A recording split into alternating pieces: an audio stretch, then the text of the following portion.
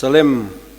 Pathian ko ran hote in zavain kum thar chubai lali soming kabu ka chu lalpan mal som chu ro se tukin zinga hei fanau mal som na du om tak mai ni kan unau ten an han neya chung chu kan hlan don ani Pathian thu kan chiarange helai thu hi tukin chu kalunga tileng dewa kan chiar te ang marka bung som chang som pathum tang hiang ka chiana remna ka to mai don ani tina detan anhena no pang te ten ron suaya tin zirti te chuan an lo hawa nima sela isuan chu amuin alung ni lo em ma zirti te hena chuan no pang te kha kan hena han kal tirul har su Pathian ram chu he tiang mi te ta ni sia ti tak me vin ka rila chu tu po Pathian ram chu nau pang te na alom angalom lo piang achunga an lu top lawang atia tin an ni chu akuang kwa an chunga kun hatin mal asom sakta tiani kan nau hlan tur te hi zeden lal eng moya apa roding liana ania pakhat chu Elizabeth laldu omi apa arke lalming moya ani lali suwa hian no pang hi amai ma Jerusalem nu te po hian an mai an fate an mangaya lali suwa ne na mal som na chang turin an varhuaya zirtir ten an lo narani lali suwa ngai dana ni hau lowa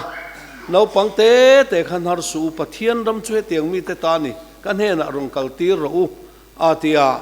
no pang te ina alom angalom lo piang achunga lut lowang atia no pang thinlung thiang hlim em anga ril du nei lo te chu lalpa rama an lut lowang ti na tluk ani chu ani awangin lali suan alo kuang ku thak maya mal alo so mani ti kan sia ani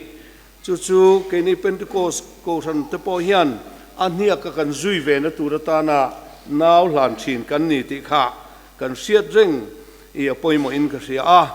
tin nu le pa te hian ka soifo ka ve em chu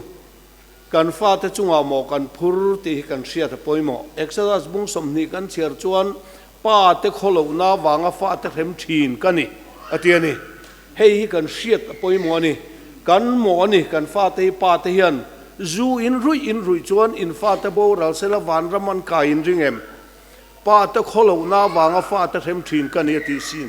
chawang chuan in fa te wang pon in kho mangai in fa te wang pon Pathian thu in oyangai hei hi in kutani ke ni chuan tian Pathian ne na kan hlan mai do na pui thiam te chuan ma se aen kol zui chu nu le pa mo ni ti hi voini a hian e ka soi lang du deu tlat mai chu wangin no pang thin lung thiang li em anni nu le pa ten na satakin mo kan phur ti kha se ilangin a thau me le no sen nu le pa ten helai muna ron suai ulangin hlan na kan nenga naw pani ka hlan ma sanga tong trai ro chu rualin nei katum ani lokal ro le